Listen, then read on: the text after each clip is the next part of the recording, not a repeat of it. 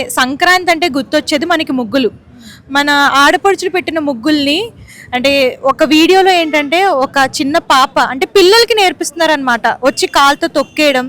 So ఇట్లాంటి videos అంటే చీపురు పట్టుకొని తుడిచేయడం. సో ఇట్లాంటివన్నీ మనం చూస్తున్నాం ప్రస్తుతం సోషల్ మీడియాలో. దీని గురించి మీరు ఏమంటారు? వాళ్ళు ఫస్ట్ మన భారతదేశంలో పుట్టిన ముస్లిమ్స్ కాదు వాళ్ళు. మన ముస్లిమ్స్ కాదు వాళ్ళు. పాకిస్తాన్లో పుట్టిన టెర్రరిస్టులు వాళ్ళు. మన దేశంలోకి జొరబడి మన సంస్కృతిని కులమాతాలని చిచ్చు పెట్టి మన భారతీయులను కొట్టుకోవాలని వాళ్ళు కలబడాలా, వీళ్ళ దేశం సర్వనాశనం అయిపోవాలని ఇట్లాంటివి చేస్తున్నారు. యాన్న ఒక్కళ్ళు ఇప్పుడు ఊళ్ళల్లో ముస్లిమ్స్ ఉండరు. ఒక తల్లి పిల్లలు అనుకుంటున్నాం, అక్కడ లేవే. సిటీలలో కూడా ముస్లిమ్స్ ఉండరు.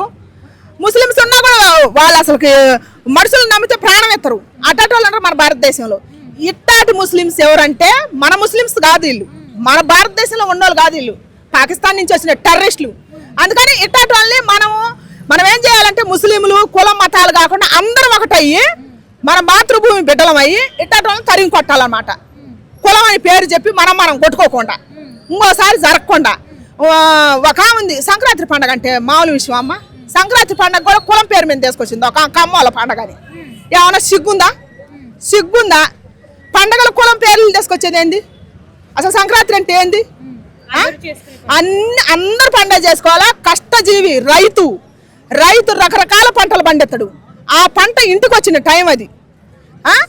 ఆ రకరకాల నవధాన్యాలు ఆ ముగ్గులో పెట్టి ఒక మేము ముగ్గులు ఎత్తి మాకు నడుములు అయితే పింగని అంటాయి.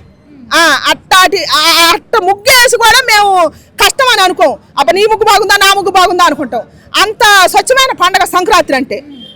అరిసెలు చేసుకుంటాం, చక్రాలు చేసుకుంటాం, పిండి వంటలు ఎన్నో చేసుకొని మన సంస్కృతిని సాటి చెప్పుకుంటాం. మన భారతీయులం కాబట్టి అందరూ పంచి పెడతాం, అన్నీ బాగుంటాయి.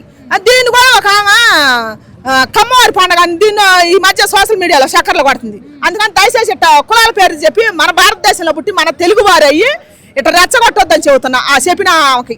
అంటే ముఖ్యంగా చిన్న పిల్లలతో ఇలా చేయించడం ఎంతవరకు అంటే ఆ వయసు నుంచే వాళ్ళకి నేర్పించడం మనం ఎలా చూడొచ్చు? అసలు నేర్పించడం అంటే వాళ్ళు పాకిస్తాన్ వాళ్ళు అలాంటి నేర్పిస్తారు. అటు నేర్పించాక మన దేశం మీద నూరు పోసింది. మరి అప్పుడు ఆపరేషన్ సింధూరం జరిగింది ఏమిటికి? మన తెలుగు వాళ్ళని మట్టి పెట్టింది ఏమిటికి? పచ్చని పెళ్ళైన జంటను ఎందుకు సర్వనాశనం చేసింది? నీ మోళికి చెప్పింది ఏమిటికి? ఇట్లాంటి వాళ్ళే. అందుకనే ఇక్కడ ముస్లిమ్స్ అనేది తీసుకురావద్దు. మన భారతదేశం మంది ఇది అని చెప్పి అన్ని కులాలు ఏకమయ్యి ఇట్లాంటి వాళ్ళని మన దేశం నుంచి పారదోలాల.